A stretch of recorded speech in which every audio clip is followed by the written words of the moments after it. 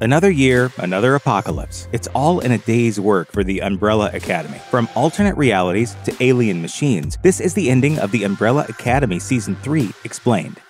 The biggest addition to the third season of the Umbrella Academy is the Sparrow Academy. Due to their meddling in Dallas during the 60s, the Umbrellas have accidentally created an alternate timeline in which they were never adopted and trained to save the world by their father, Reginald Hargreeves. In their place exists the Sparrow Academy, a more refined team consisting of mostly different people. The Sparrows include Marcus, Faye, Alfonso, Jamie, Sloane, Christopher, and more shockingly, an alternate version of Ben, who is distinctly crueler and meaner than the familiar version, which often serves as Klaus's ghostly moral compass. The Sparrows very quickly showcase their physical and tactical superiority to the Umbrellas in a grand and painful fashion. Their powers include Faye's ability to conjure murderous crows, Sloane's gravity manipulation, and Christopher's powers that are all associated with the fact that he is a sentient magical cube. Throughout the season, we learn that despite their effectiveness as a team, the Sparrows have plenty of their own baggage. It would seem regardless of circumstances or name, any child raised in the Hargreeves household ends up with issues. One of the bigger developments in between Season 2 and 3 was Elliot Page's gender transition in 2020. The award-winning actor, best known for Juno, Whip It, and X-Men Days of Future Past, came out as transgender on social media. One side effect of this announcement was speculation from fans and media outlets regarding Page's portrayal of Vanya on the Umbrella Academy. Considering Vanya's integral presence on the first 2 seasons, Page and Netflix announced that his transition would be reflected on the series. This change occurs very early on in the season, with Vanya adopting a shorter haircut and changing his name to Viktor. Love the haircut. Viktor's transition, though initially jarring for his family, is met with a heartwarming amount of acceptance and support. From Viktor's first moments on screen, the other characters have zero issue using his preferred name and new pronouns. Viktor, from his growing issues with Allison to his dealings with Harlan, is truly one of the season's biggest players. This season definitely gave Page a chance to shine in terms of his acting, which results in some truly powerhouse scenes. Kudos to the writers, as they took a real-life development and used it to further the narrative in a logical and tasteful way. Every season of the Umbrella Academy so far has seen the Umbrellas deal with a world-ending apocalypse in which they play an integral part. This season proves to be no exception, as we are introduced to the Kugelblitz. Due to their arrival in the new timeline, the Umbrella's presence creates a powerful, destructive, and ever-expanding black hole. This situation is made even more volatile by the Kugelblitz appearing in the basement of the building currently known as the Sparrow Academy and formerly known as the Umbrella Academy. Further compounding matters is the Academy's android maid Grace worshipping the Kugelblitz under the mistaken assumption that it's some kind of god. Grace, what is this thing? A miracle. Five's digging eventually reveals that the Kugelblitz is the result of his family's meddling with the time stream, causing a grandfather paradox. The side effect of this paradox is the birth of the Kugelblitz, which, burst by burst, begins wiping all living matter out of the universe. This begins with the Sparrows' leader Marcus, and then continues to consume increasingly larger swaths of animals and human beings. By the season's end, the Kugelblitz proves to be the most destructive force introduced in the series thus far. In Season 3's first episode, we are introduced to a mysterious yet neurotic old man with a briefcase of cassette tapes. These tapes contain various soothing sounds and ambient noises apparently designed to alleviate mental strife of some kind. This old man's identity remains a mystery until partway through the season when he arrives at the Hotel Obsidian. After the old man saves the Umbrellas from a Sparrow ambush, killing 2 Sparrows in the process, Viktor recognizes him as Harlan from Season 2. We see that Harlan, the son of Viktor's love interest Sissy, adopted Viktor's powers after Viktor saved his life in the 1960s. These powers are shown to be just as powerful and destructive as Viktor's abilities, even giving Harlan the power to sense other people's vibrations. However, accidentally giving Harlan powers in the past had an unexpected and gruesome side effect on the future. Unknowingly, Harlan created a powerful psychic blast that caused explosive brain hemorrhages in all of the Umbrella's respected mothers. Viktor reacts with horror upon discovering the boy he helped save was the first domino to fall in this chaotic new timeline.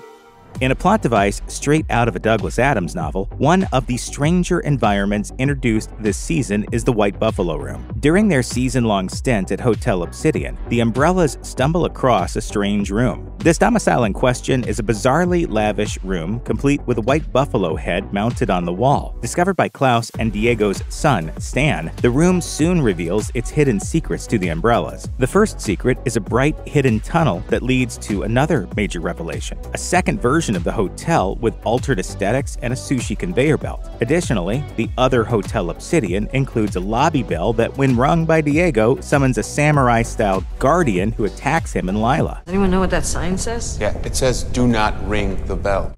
This space in question is revealed to be a portal to another realm that houses a way to save the universe. The room, as well as the hotel, is later revealed to be a key part in the machinations of Reginald Hargreeves. The White Buffalo Room definitely serves its purpose as one of Season 3's key mystery boxes.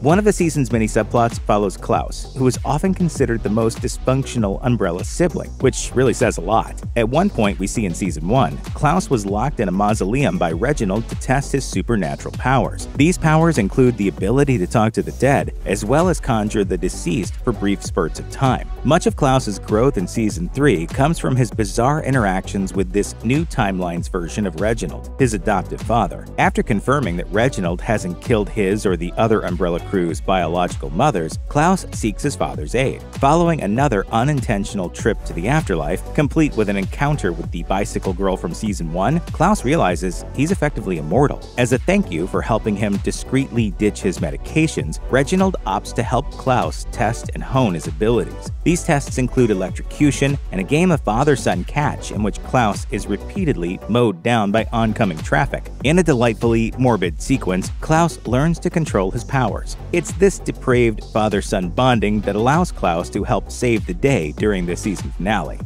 Allison's gradual descent into darkness proves to be one of the more intriguing developments of the third season. Following her arrival in the new timeline, Allison quickly learns that she's lost more than she originally realized. First, she was forced to abandon her loving husband Raymond Chestnut when she returned to the present.